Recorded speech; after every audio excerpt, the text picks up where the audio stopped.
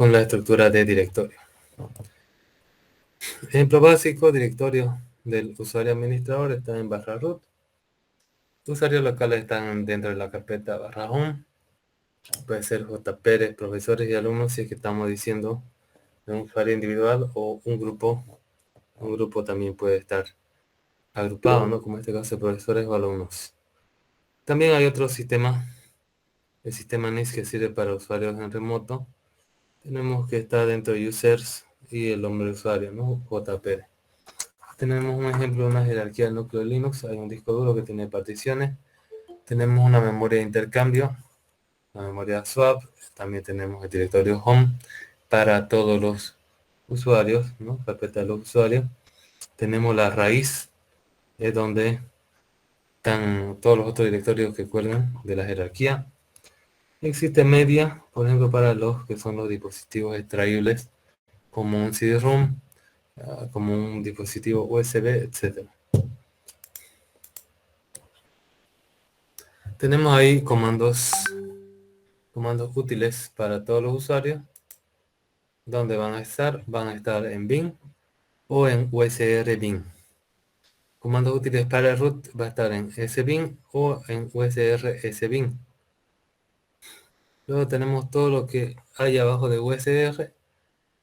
Debería ser solo de lectura, ¿no? Es un directorio importante del sistema operativo donde se guarda información del root.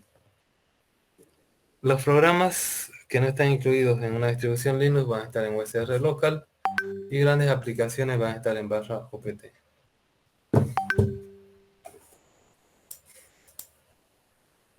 Tenemos bibliotecas estáticas y dinámicas que están en /lib, /usrlib o /usrlocallib. Archivos de cabecera que están para hacer una compilación, los famosos .h de C++, están en usr include. Y archivos independientes de la arquitectura, usr shade, ¿no? ¿Qué significa independiente de la arquitectura? Que puede ser 32 bits, 64 bits, obviamente el mismo sistema operativo Linux, pero puede ser estos archivos compartidos entre diferentes arquitecturas. Tenemos el etc, el archivo etcétera de antes.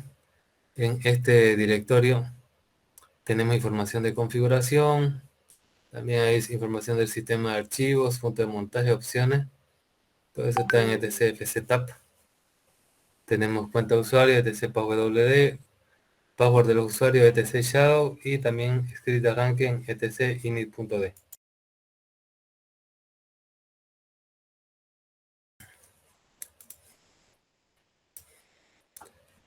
Bien, el hardware.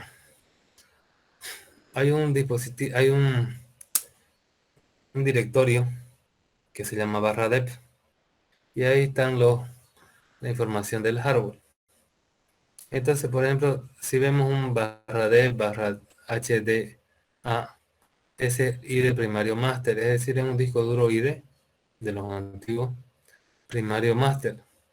Y si hay un /dev /hdb, ese es un ID primario slave, ¿no? Un ID primario secundario. Si hay un C y un D, van a ser secundarios, tanto maestro como esclavo. La primera partición va a estar del primer disco. Este es el primer disco. La primera partición va a ser HDA1, 2, etc. Tenemos también discos duros SCSI, que son más modernos, ¿no? Entonces, eso van a ser /dev/SDA, y el primer disco duro SCSI, SDB, y el segundo disco SCSI, ¿no? Dev SDA1 viene a ser la partición para el primer disco duro SCSI, ¿no? También /dev van a ver los CD, los modems, mouse, consola gráfica, no gráfica, los TTY, consola gráfica, los PTS, y en cada distribución va a ser diferente, es decir, el estándar no dice mucho sobre esto, ¿no? Entonces acá vamos a ir a /dev, y aquí vamos a hacer un ls de los discos, por ejemplo, ¿no? No hay nada. Lo que vemos por ejemplo acá que tiene, los discos son SCSI, ¿no? Entonces tiene SDA y tiene particiones, ¿no? Y tiene otro disco con una sola partición, tiene dos discos. Si nos fijamos acá en la configuración de la máquina virtual, en los discos debería tener dos. De acá tenemos dos, tiene.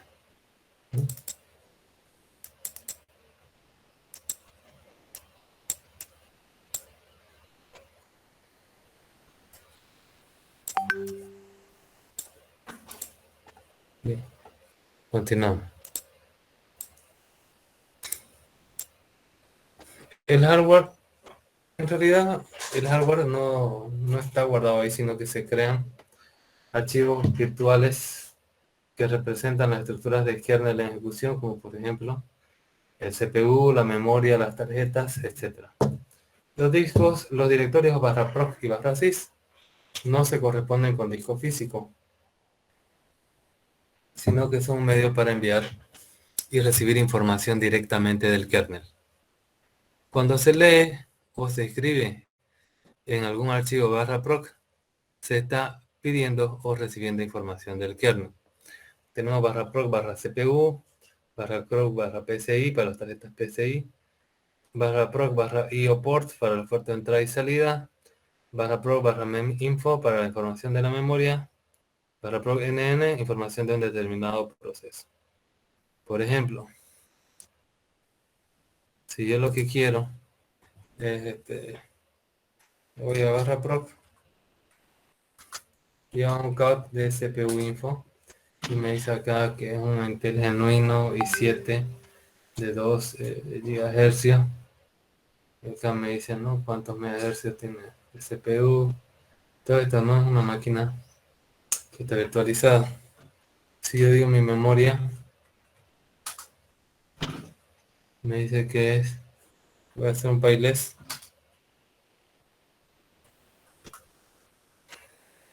Memoria total tengo 1 GB, ¿no?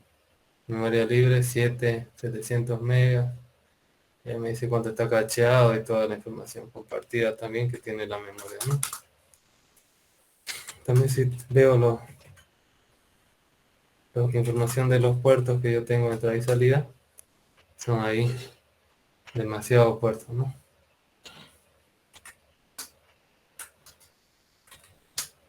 Ya empecemos ahí con los puertos más bajos hasta los más altos, ¿no? Y tiene ahí diferente información de los puertos, ¿no? De los puertos de los procesos.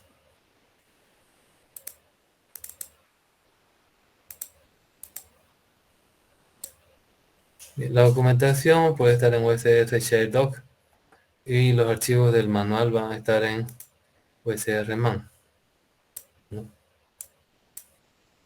Los archivos temporales se borran cuando la máquina arranca, está en barra TMP, aunque hay otros temporales que no se borran, ya que están en barra USR TMP. Hay fragmentos de archivos recuperados que están en los MAFUN y si usted entiende la estructura de un archivo, lo puede recompilar, entonces van a encontrar ahí en los MAFUN, ¿no? Barra los MAFUN. Archivos que cambian con frecuencia van a estar en barra bar. Tenemos el barra log, syslog, que son los registros principales de sistemas, barra log, barra message, otro registro con diversos mensajes, barra log, barra dmesc, va a tener mensajes del sistema de arrancar, barra bar, barra spool, lpd son para los spool de impresión, ¿no? Tenemos bar tmp, archivos temporales, que esto al reiniciarse no se pierden, pero son temporales, se considera que no son importantes estos archivos.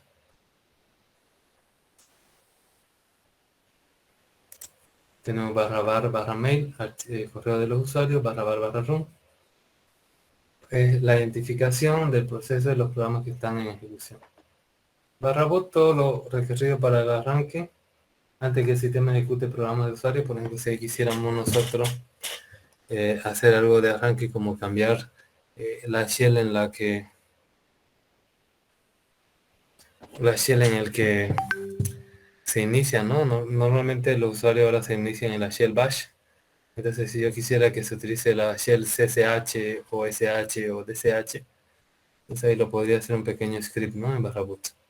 Código fuente y el kernel está dentro de USR, SRC Linux, pero ya no están en esa ubicación, ¿no? Si me voy a USR,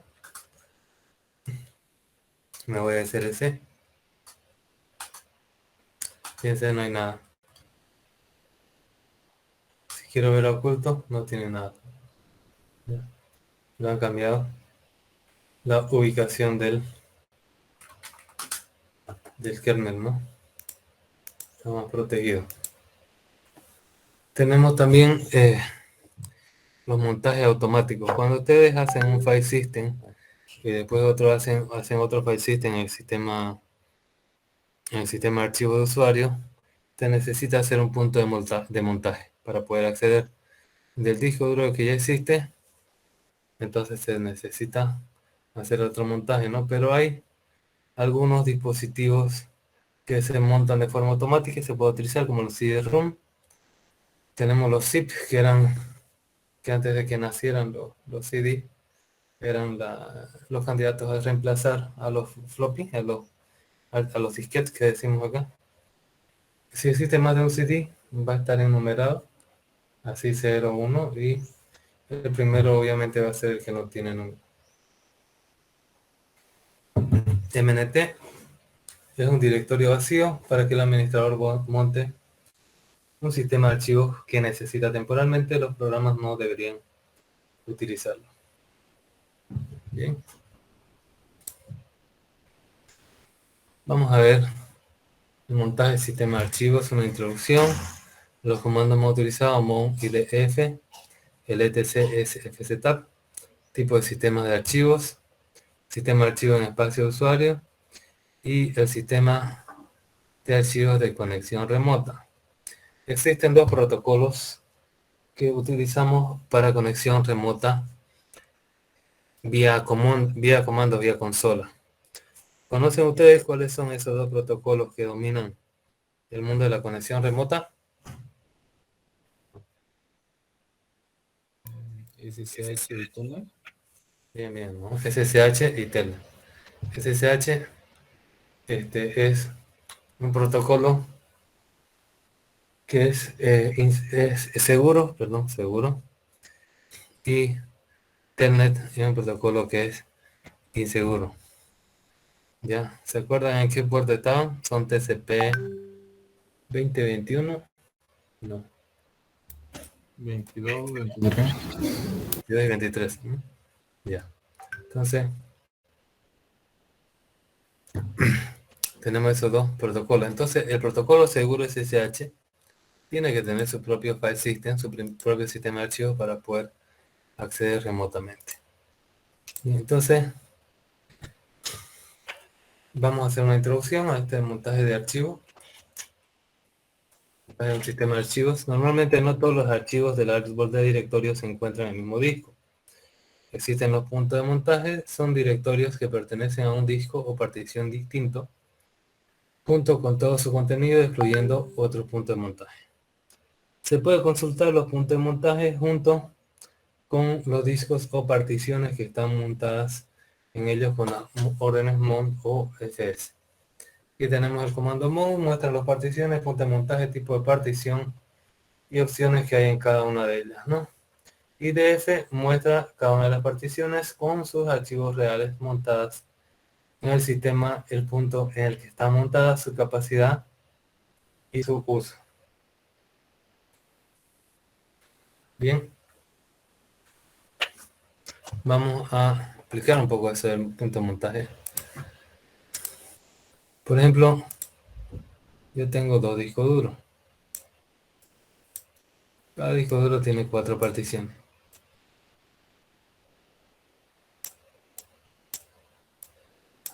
Este es el disco SDA.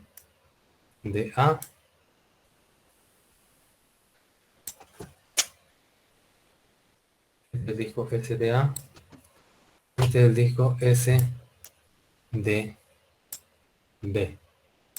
¿Ya? Entonces, por ejemplo, esta va a ser la partición 1 y esta va a ser la partición 1, es decir, esta va a ser SDA1, SDB1.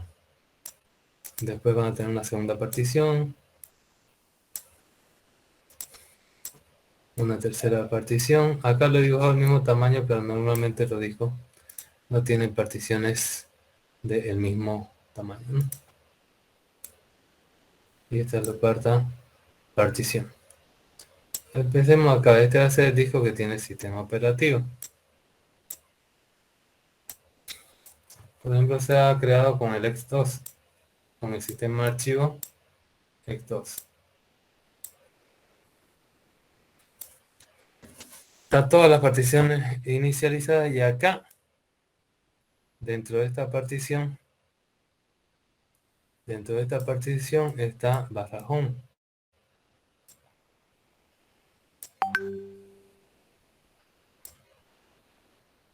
Y dentro de barra home está barra home barra Peter, por ejemplo.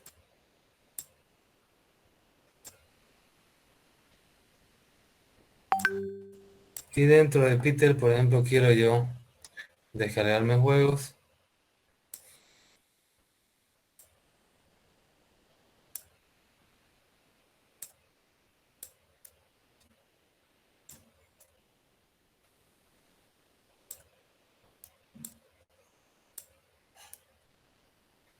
Pero resulta que este disco ya está lleno, entonces yo utilizo un segundo disco y como este disco, por ejemplo, tiene unos 20 GB y yo necesito todo, solo creo una partición. Lo formateo y solo va a tener una partición nada más. Todo el disco va a tener una sola partición.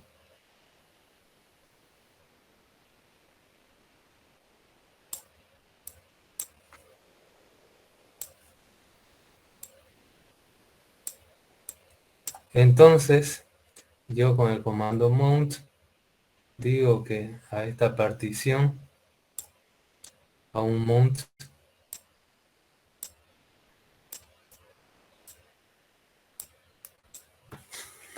entonces yo digo que esa carpeta juegos va a apuntar a esta partición que prácticamente es todo un segundo disco. Y aquí va a guardar dentro el juego 1, el juego 2, el juego 3 y así sucesivamente de la misma forma, ¿no? Ya, entonces aquí van a estar los juegos en este disco.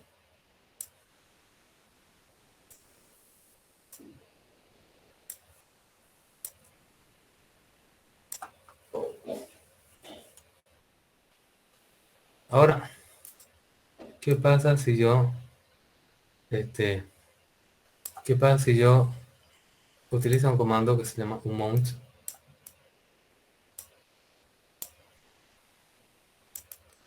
y este nombre de carpeta?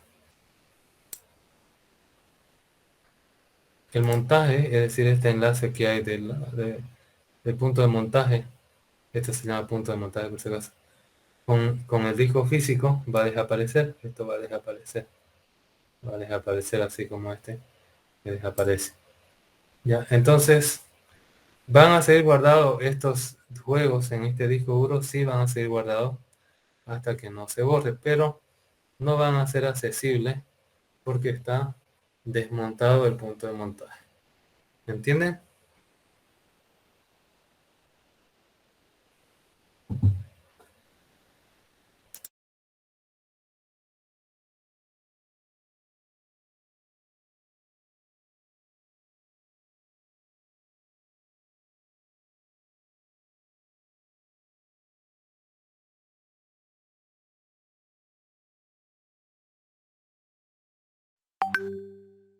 Ingeniero, ¿lo podría volver a explicar?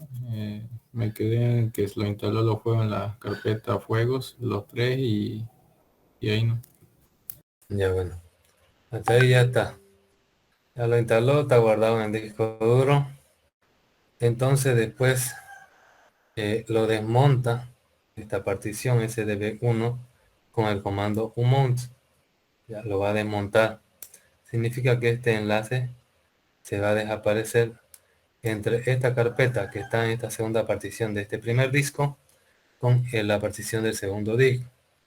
Estos juegos van a seguir instalados en este segundo disco, pero no van a poder ser accesibles ya desde esta carpeta porque ha sido desmontado este segundo sistema de archivos. Y este sistema de archivos, por ejemplo, puede ser otro sistema de archivos, puede ser un X3, un NTFS o lo que le dé la gana al administrador del sistema operativo. El proceso de desmontaje era lo que faltaba. Ok, bien, entonces vamos a seguir. ¿Cuáles son los pasos previos que ustedes deben seguir para montar un sistema de archivos? Instalar paquetes NFS, sudo apt install fscommon, sudo apt install sysutils. ¿No? Esos son los paquetes que necesitan instalar. Comprobar las particiones y dispositivos existentes con sbin fcdisk -l. Y podemos crear particiones con sbin fcdisk y las posiciones y fcdisk y el dispositivo para crear la partición, ¿no? Uno va a ser el número de partición. Si nosotros queremos el primer cilindro, máximo va a ser el último cilindro, a no ser que haya más, ¿no? Por ejemplo, acá para ver el tipo de formato del sistema operativo df-ht. También se puede formatear las nuevas particiones con sbin. Acá estoy haciendo un x4, por ejemplo. mkfs x4. Acá le estoy diciendo que el sistema de archivo va a ser x4 de esta partición. Voy a comprobar mi maquinita.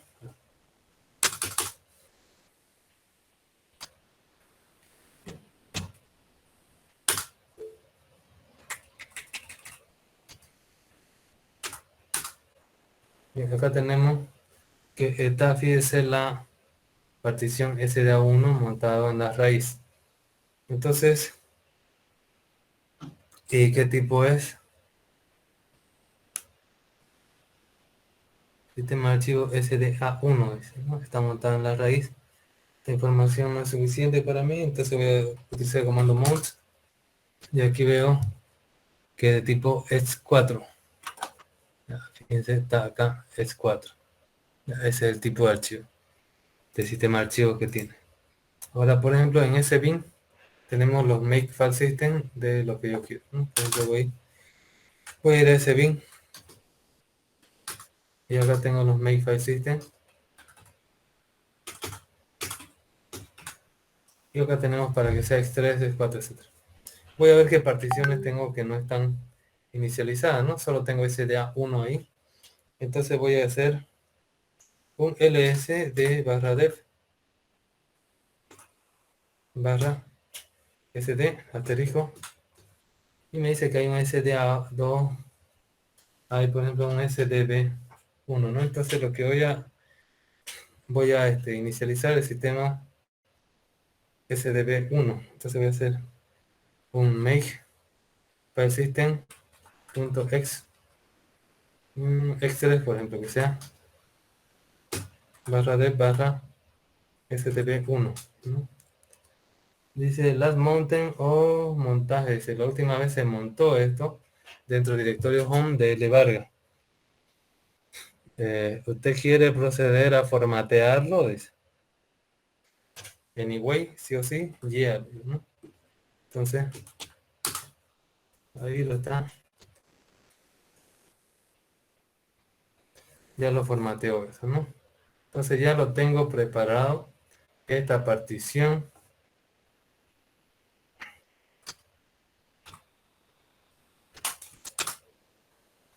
Ya lo tengo preparado esa partición. Todavía no está montada. Ya la tengo preparada esa partición para que se pueda montar en un punto de montaje de mi primera partición que está habilitada, SDA1. Ya lo tengo formateado SDB1 también. Te da una chequeada y me pregunta, a ver. algo.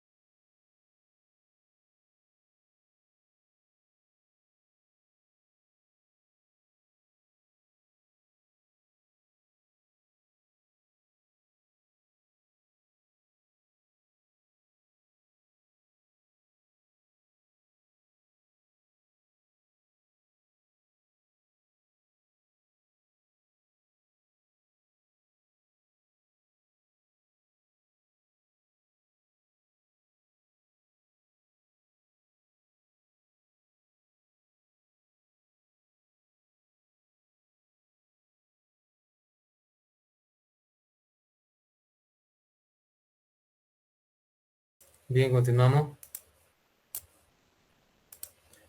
Entonces, para montar un sistema de archivos que ya está formateada la partición, tenemos que hacer makedir, crear el directorio. Ahí está var directorio y después se pone mount, la partición del dispositivo, el punto de montaje, menos o las opciones, ¿no? RW es la más común porque va a ser de lectura a escritura. Si queremos desmontar, por ejemplo, va a ser un mount y el directorio donde se creó. Mount-A monta todo lo indicado en etc-fctab. Mount media pendrive, monta el pendrive en todas las opciones indicadas en el fstab, ¿no? Mount-A es para poder ver eh, este archivo es como el que se va a ejecutar de forma automática al iniciar, o si es que se ha modificado después de que se ha iniciado, cuando se borra este comando mount-A. Si queremos hacerlo manualmente, es con este, ¿no? Bien, vamos a ver aquí el fstab, etc, fstab, y acá tiene con S4 la raíz de lo que estamos montando. Bien, vamos a montar el SDB1, ya que es el que hemos formateado. Entonces voy a irme a cdbar. Aquí voy a crear un directorio, un montaje 2021, cd montaje 2021, fíjense, no tiene nada, ¿no? Entonces voy a hacer un mount de qué, del dev barra sdb1, y donde lo voy a montar voy a poner la ruta completa, o sea, bar montaje 2021. O podría yo, como estoy parado dentro de bar, podría poner directamente montaje, ¿no? Y menos o las opciones lectura y escritura, ¿no? Ya. Fíjense ahora, yo entro a montaje 2021 y acá yo voy a crear archivo 1 txt, archivo 2 txt. Y no quería decirlo así.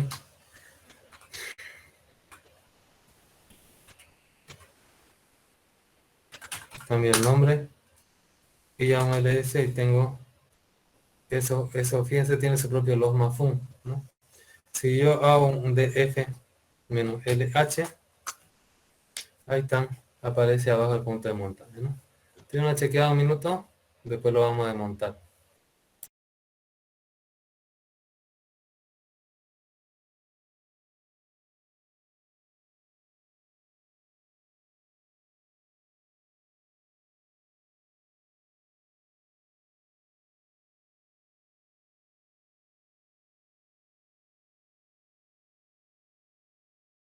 Ingeniero, una pregunta. Eso que dice lectura y escritura cuando lo monta es para cualquier tipo de usuario, ¿no?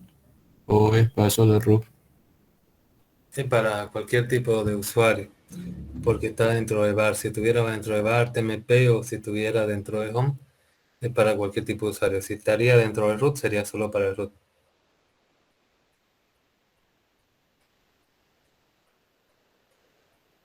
Bien, no sé si tiene otra consulta.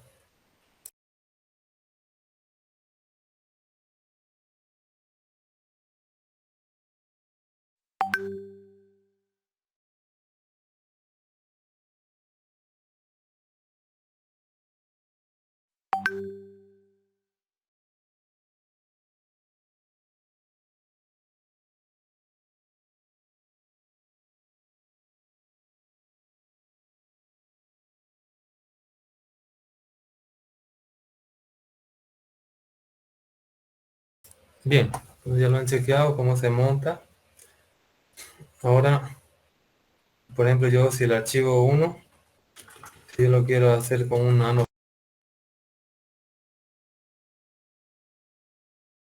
ya he chequeado cómo se monta. Entonces, si yo quiero hacer un nano, quiero hacer un nano al archivo 1 y lo puedo editar, ¿no? Este es el archivo 1 y lo doy OK y lo doy guardar. Si yo digo dónde está ese archivo 1, usted me va a decir ese archivo 1 está en bar, montaje 2021 y se llama archivo 1, ¿no? Y tiene esa información, fíjense. Ya, entonces, ¿qué pasa si yo hago lo siguiente? Si yo hago un mount de montaje 2021,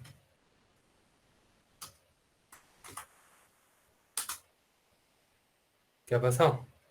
Si yo hago un ls, sigue existiendo montaje 2021. Si yo le hago un ls, no tiene nada, fíjense. No tiene nada. Está en el disco físico SDB en su primera partición, pero no hay nada que lo enlace con el disco principal, con el SDA. Ahora, por ejemplo, yo me voy a Home L Vargas, otra carpeta. Esta carpeta tiene su montaje 1, montaje 2. Por ejemplo, en montaje 2, yo puedo hacer mount a un dev SDB1 y hago SDB1 y lo monto en montaje 2 y con la opción de lectura y escritura. Listo, ahora si yo hago lo siguiente,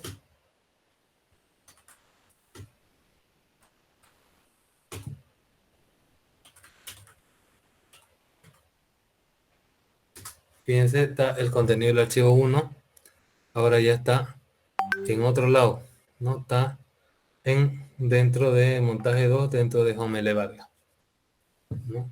Se ha movido el apuntador al otro sistema de archivo de la otra partición del otro disco duro. El disco duro 2 sigue teniendo la misma información, pero la diferencia es de dónde lo accedemos en el disco 1, ¿no? Entonces voy a montar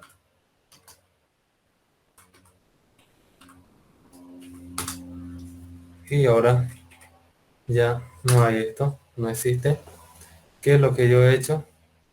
Voy a poner un dibujo.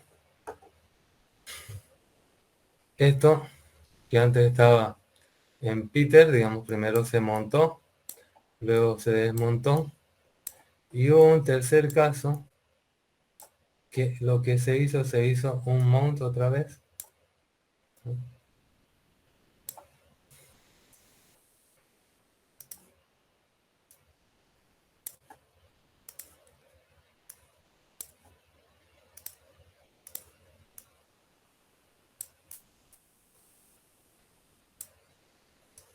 se hizo un mount. Hubo un tercer caso que se montó, por ejemplo, dentro de home María. Y ahora, dentro de home María, va a estar J1, va a estar J2 y va a estar J3. Es decir, el punto de montaje. El punto de montaje cambió de ser home Peter Juegos a home María. En cambio, en nuestra maquinita cambió de ser bar montaje 2021 a ser home L Vargas montaje 2. Tienen una chequeada y si algo no entienden, pregunten.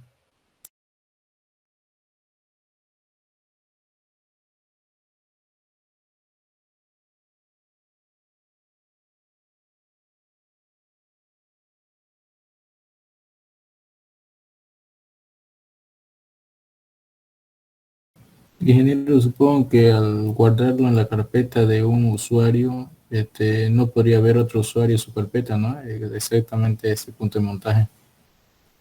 O supongo que solamente el root, o sí.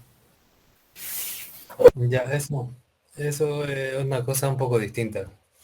En general, cualquier carpeta que está dentro de un home, solo lo puede ver el mismo usuario y el root. Ahora, eso puede ser un punto de montaje como puede ser una tarjeta, una carpeta normal. ¿Ya? No sé si está claro. Sí, ingeniero. Ya. Bien, otra consulta. Entonces, ¿para qué se sirve? ¿Para qué sirven los montajes? Sirven para cuando querés añadir disco duro a a tu sistema operativo actual. Y todo se hace por comandos, ¿no? No es nomás así enchufar y en Linux, en Windows también tienen que hacerse cosas cuando se añaden, ¿no?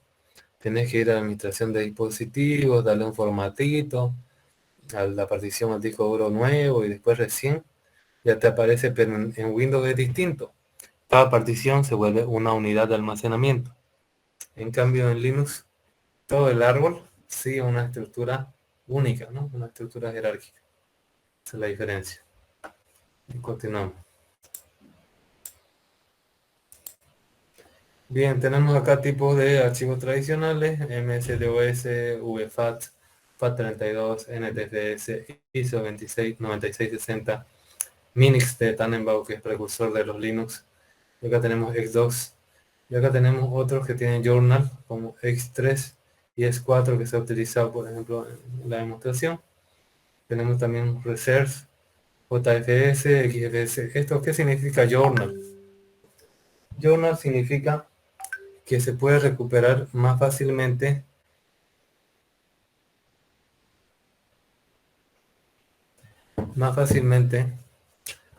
eh, se puede recuperar información perdida. Por eso se llama journal, es como si tuviera un recuperador, un recuperador hacia atrás de información perdida, ¿no? Un backupeador, uno que saca copia de seguridad automáticamente. Nuestro sistema operativo, estos sistemas de archivos no son sistemas operativos. Los sistemas de archivos son utilizados, son las estructuras de la forma como se almacenan los programas y datos utilizados por los sistemas operativos. Estos sistemas de archivos son más modernos que estos de aquí. Tenemos características especiales, tenemos ROM-FS, CRAN-FS, AutoFS, UMSDOS y también, por ejemplo, para la carpeta TMP tiene su propio sistema de archivo, los procesos, SIS, los dispositivos tienen su propio sistema de archivo antes de ser utilizado, etc. Y tenemos sistemas de archivos remotos como NFS, el Samba, que se llama SMB o SIF, puede llamarse de las dos formas, NSP y SSH File System, ¿no? El sistema para lo que son la shell remota, la shell segura remota. Y acá tenemos otro de Apple, de Buffer System, de SCO y de otras compañías, ¿no? Otros sistemas de archivos que hay. Tenemos ZoomOS, FreeBSD, NBCD, OpenBSD, eso utiliza un sistema de archivo que se llama UFS. Bien, lo que hemos estado montando son sistemas de archivo en espacio de usuario. ¿Por qué? Porque los sistemas de archivo tradicionales, es decir, los SDA1, se monta en el núcleo del sistema operativo, y lo demás se monta en espacio de usuario, es decir, en una carpeta, ¿no?, del usuario. Un sistema de archivos puede ser complicado y dañino para la integridad del sistema si es que se añade un sistema que no es compatible, ¿no?, que es incompatible. Los sistemas de archivos en espacio de usuario son aplicaciones más normales. Para Linux tenemos FreeBSD, NetBSD, OpenSolaris. macOS existe también Fuse, que es el sistema de archivos en espacio de usuario. Es un módulo del núcleo que actúa entre el puente del núcleo y el código del sistema de archivos. Tenemos acá algunos ejemplos del sistema Fuse. Tenemos el File System de la shell remota y segura, Security SSH, SH File System, acceso a los sistemas empaquetados con TAR-gzip, zip, bzip, o sea, todo lo que son empaquetadores o comprimidores, almacenamiento en base de datos, encriptación, hardware poco común, y tenemos sistemas de versiones de archivos. No sé si alguno de ustedes ha utilizado CBS o CBN. Normalmente en programación utilizamos eso para compartir código, ¿no? Y que un código lo vea también otro usuario, ¿no? Hay un programa que es una tortuga que permite hacer ese tipo de compartición.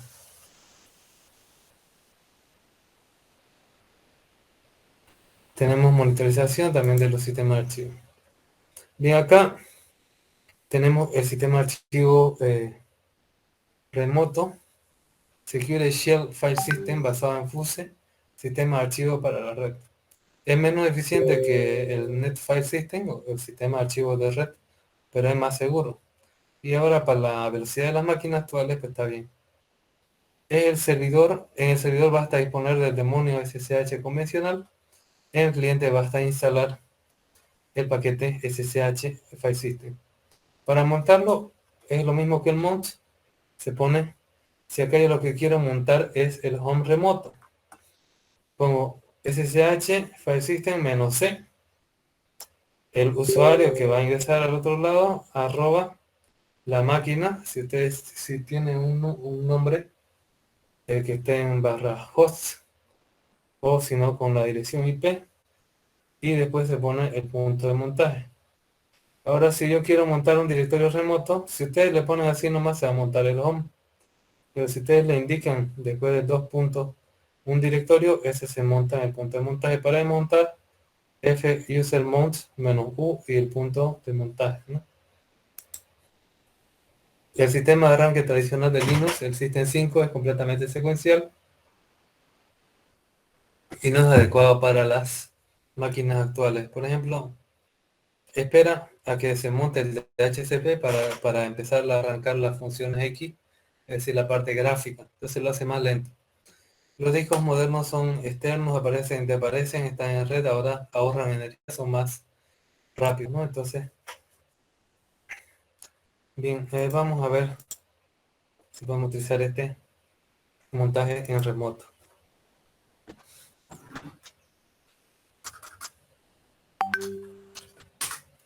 A ver, acá yo tengo una dirección IP. No tengo dirección IP. Así tengo la 10.0.10.8 o tengo la 192.168.20.15. Voy a abrir otra maquinita virtual. A ver.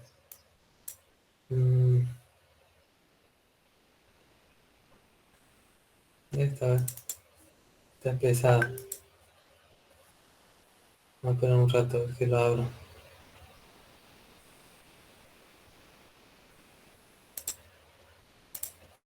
Ya mientras estamos, si tienen alguna pregunta, van haciendo. Ingeniero, una pregunta. El comando SSFH que usted decía de manera local lo estaría haciendo o también se podría hacer de manera remota, digo, por si yo tengo un servidor con IP pública y poder acceder por esos comandos. ¿Funcionaría de la misma manera o no? No sé, por eso digo.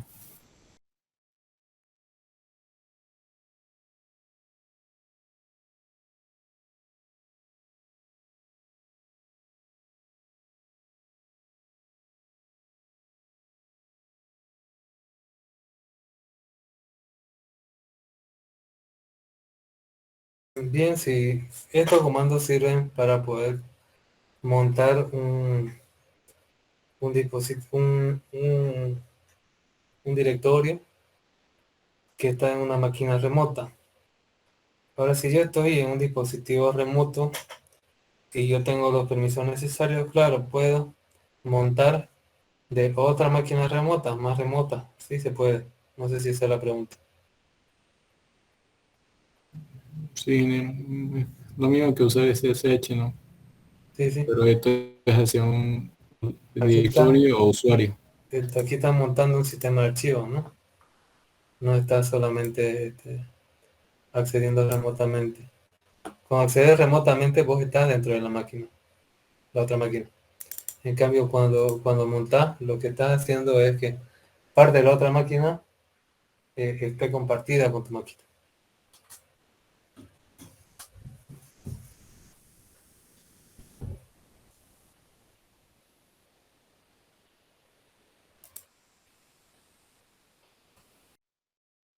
Es el mismo protocolo, ya, el mismo protocolo SSH, pero diferentes usos, ¿no?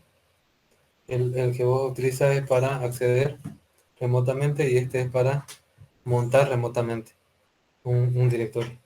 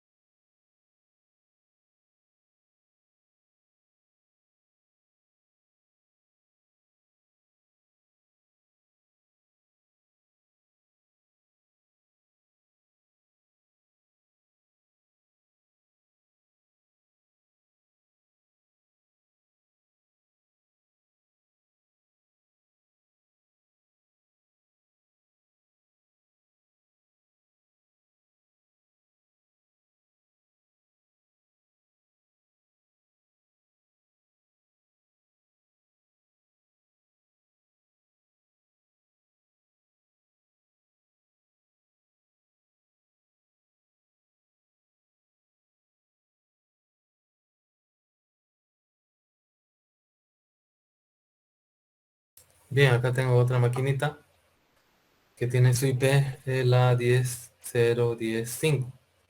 Se da acá la IP, ¿no es verdad? Y la otra maquinita consola, su IP era 10.0.10.8. Voy a ver si puedo hacer ping. Primero tiene que haber conexión. Si no, no se va a poder hacer nada. Ya, está bien. No hay ping, hay conexión.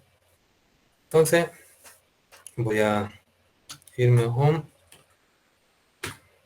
Mille Vargas. Y acá, montaje 1.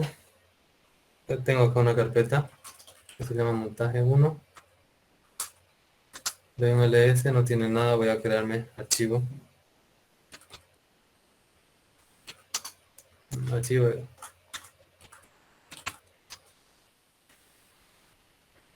archivo A, archivo B, Por ejemplo, voy a utilizar un, esto va a ser lento. El Edit, que es un editor. Este es el LibreOffice Bright. Voy a buscar el Edit. El LibreOffice Bright es un procesador de texto. A ver, no se escribe así. Escribe Edit.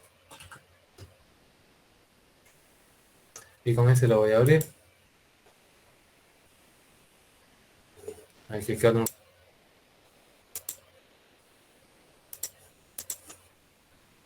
le voy a dar acá. No tengo mi cursor. Abrir. Y otro documento. Lo que lo voy a buscar está en donde está el carpeta personal. Montaje 1. Y ahí archivo A. Bueno, lo voy a modificar. Este es el archivo A modificado con Edit en local. Le doy la guardar. Cierro. Y ya tengo esa información, ¿no? Esta es IP es la 10.5, ¿no? Si yo digo IP address show y veo que es la 10.0.10.5. Entonces me voy al otro y por ejemplo cd con L Vargas y acá tengo una carpeta que se llama montaje 2. Voy a ir a montaje 2. No tiene nada. Bien. Entonces acá yo lo que voy a hacer es montar, ¿no? Entonces, ¿qué es lo que yo voy a montar? Voy a montar en montaje 2 lo que allá está en montaje 1. Entonces voy a darle SSH File System.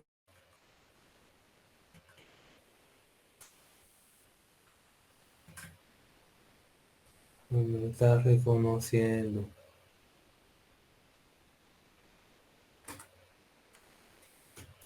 A ver, el otro si lo está reconociendo.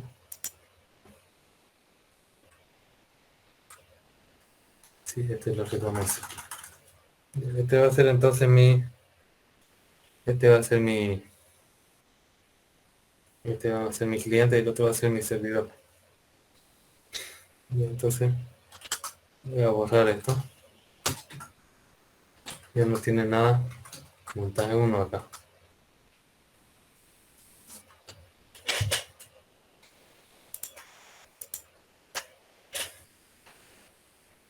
Y acá entonces montaje 2.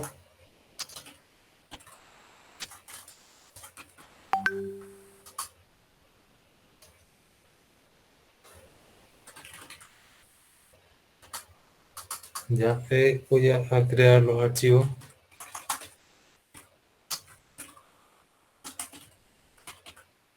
Archivo A y archivo B. Y después lo voy a modificar. Voy a hacer un nano. Archivo B, este archivo ha sido modificado en consola con nano en local. Guardo y salgo. Ya.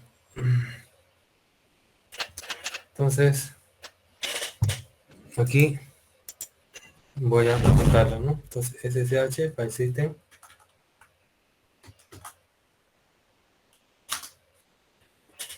Y acá pongo la máquina.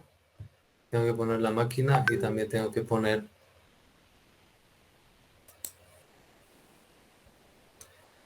la máquina y también tengo que poner el usuario que yo voy a conectar, ¿no? Remotamente. Primero va el usuario y después va la máquina que yo quiero utilizar, ¿no? Entonces hago SSH File System -C. El usuario, voy a tratar de conectarme con este, a ver si tiene. La máquina era la 10.0.10.8 y lo que yo quiero montar es home L Vargas montaje 2. ¿Y dónde lo quiero yo montar? En mi montaje 1 de esta máquina.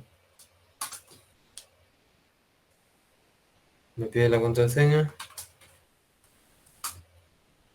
Ya. Fíjense ahora.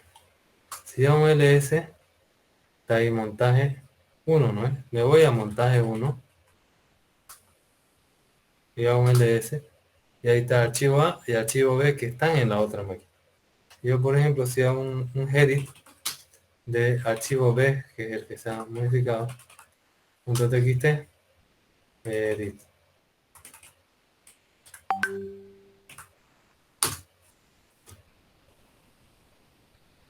Ya, entonces acá yo me voy al final y acá le digo esta línea ha sido agregada, o fue mejor, esta línea fue agregada en forma remota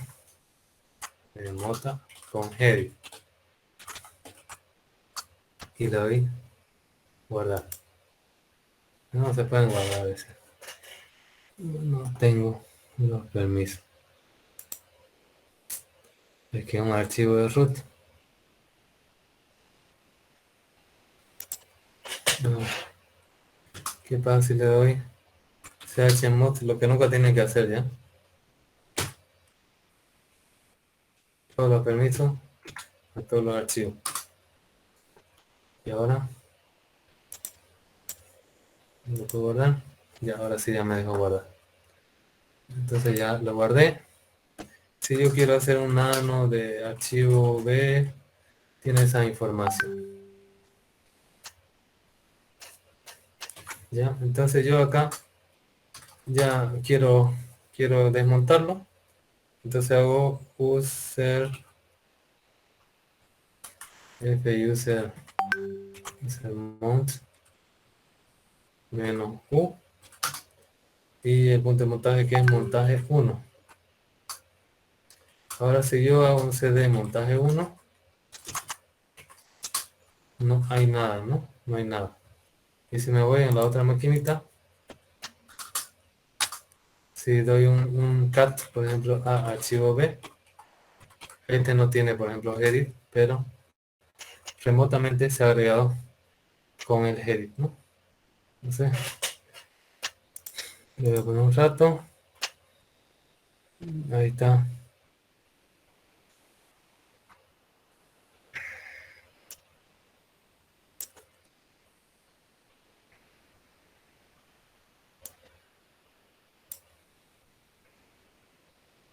Desde el montaje hasta el desmontaje. Tiro una chequeada y me pregunta cualquier cosa.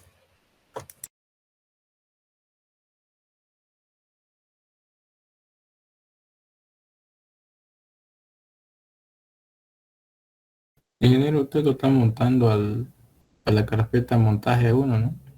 Para que pueda, para que le muestren los archivos y ahí usted pueda modificar. No le Y entendí la pregunta, ¿me la puede repetir? usted está haciendo, de aquí está accediendo remotamente, por lo que veo, y lo está diciendo que pase a montaje uno a esa carpeta, en la primera línea arriba.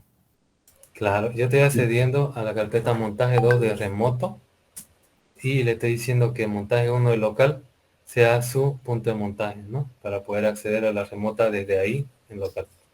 Y una consulta más. Sí, es obligatorio también desmontarlo porque lo puede dejar ahí uno. Por decirlo, yo me olvidé, digamos. Igual si yo hago algún cambio, se notaría al otro lado del servidor, por decirlo así. Si fuese un servidor. Claro, Ah, claro. O sea, es necesario utilizarlo el tiempo que sea necesario, ¿no? Si es necesario desmontarlo, se desmonta, si no, se los tiene ahí porque los necesitas acceder remotamente. Pero si lo dejas permanentemente más allá de lo necesario, puede ser un hueco de seguridad. sí, sí, sí.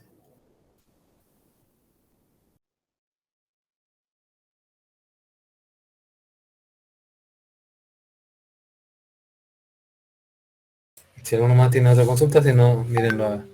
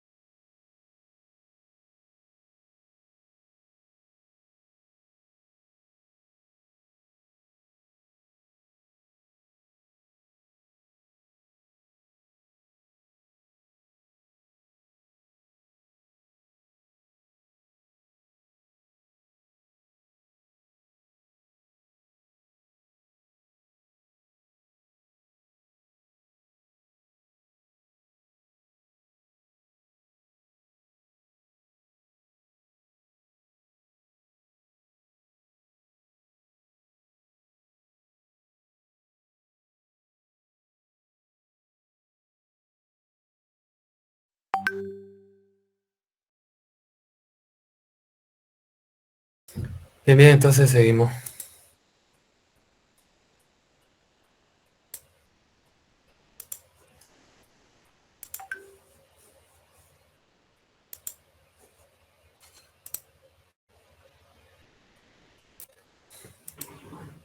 Bien, la codificación de caracteres es para que ustedes utilicen una u otra codificación. No puede ser ASCII, puede ser Unicode. Y el comando que se utiliza para modificar eso se llama recode. La verdad que en mi experiencia profesional, todo el mundo utiliza Unicode ahora. Y es algo que está en, eso está en desuso. Bien, entonces, ¿cuál es la codificación de caracteres? Es una correspondencia entre un carácter de un lenguaje natural y un símbolo en otro sistema de representación. Por ejemplo, en binario el ASCII de la A mayúscula es 65, entonces va a ser 0, 1, 0, 0, 0, 0, 1, ¿no es verdad? Entonces se representa la A mayúscula con esa combinación de bits. Informática, uno o más octetos. A veces se llama code page, como IBM y Microsoft. Tenemos EBCDIC, Extended Binary Code Decimal Interchange Code, IBM, que nació en el año 63, de 8 bits. Usan algunos equipos IBM, diferentes versiones incompatibles entre sí.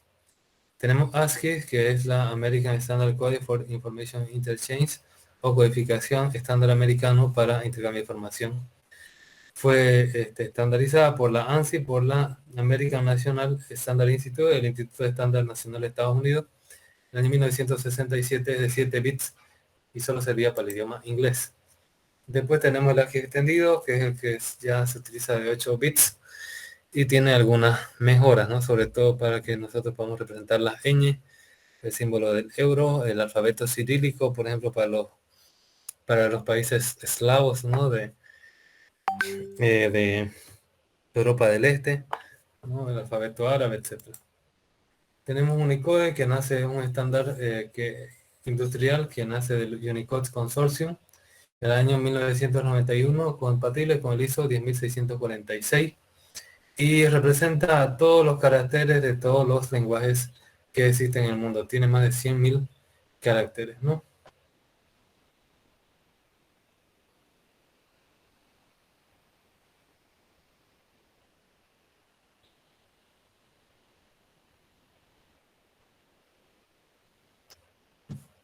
Bien, entonces tenemos acá diferentes versiones del UTF-8, que es más utilizado, compatible con ASCII. Tenemos UTF-16, que ocupa de 2 a 4 tetos, nativo desde Windows 2000. Y tenemos Punicode RFC 3992, ya a partir del año 2003 al 2005, ¿no? Y tenemos otras versiones del Unicode. Tenemos otro que se llama, perdón, la orden para poder modificar, por ejemplo, de ASCII a Unicode, así se llama, Recode. Y ahí se pone Recode UTF-8 para convertir a la versión UTF-8 Unicode el sistema de archivos que tenemos, ¿no? Podemos también poner a Latin 1 para lo que viene a ser las ñ y los acentos, ¿no? Y también para la versión de Windows, ¿no? Tenemos acá su propia versión. Bien, ahora toca lo que viene a ser la administración de aplicaciones.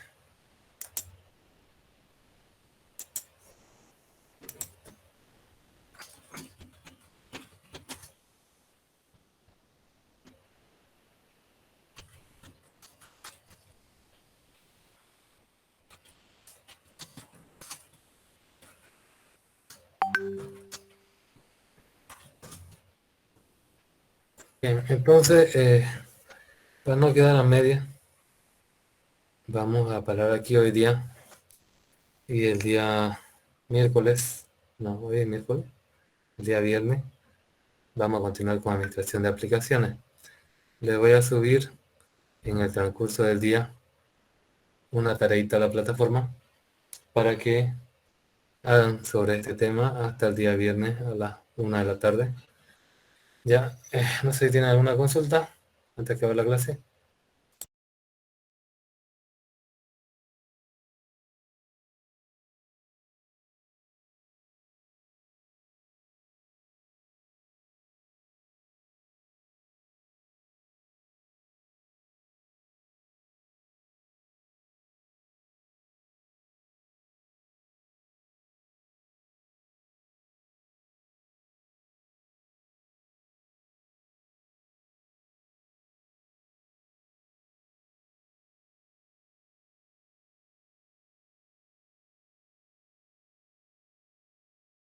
Bueno, joven, entonces nos vemos el día viernes. Básicamente su tarea va a ser montar y desmontar sistemas de archivos en local y en remoto. En este caso, óiganlo bien, en este caso sí se tiene que hacer con captura de pantalla, ¿no? Y también va a tener otra restricción, que la maquinita que ustedes utilicen tienen que tener su nick de ustedes, ¿ya? Se tiene que ver así como yo utilizo el L Vargas, ustedes, no sé, cada uno con su nombre, ¿no? Entonces se tiene que ver eso en la captura de pantalla en el prompt, por si acaso, ¿ya? Entonces, si ustedes se crean una maquinita, la pueden clonar fácilmente en el VirtualBox. Y bueno, nos vemos en la siguiente clase, hasta luego. Ok, muchas gracias, hasta luego.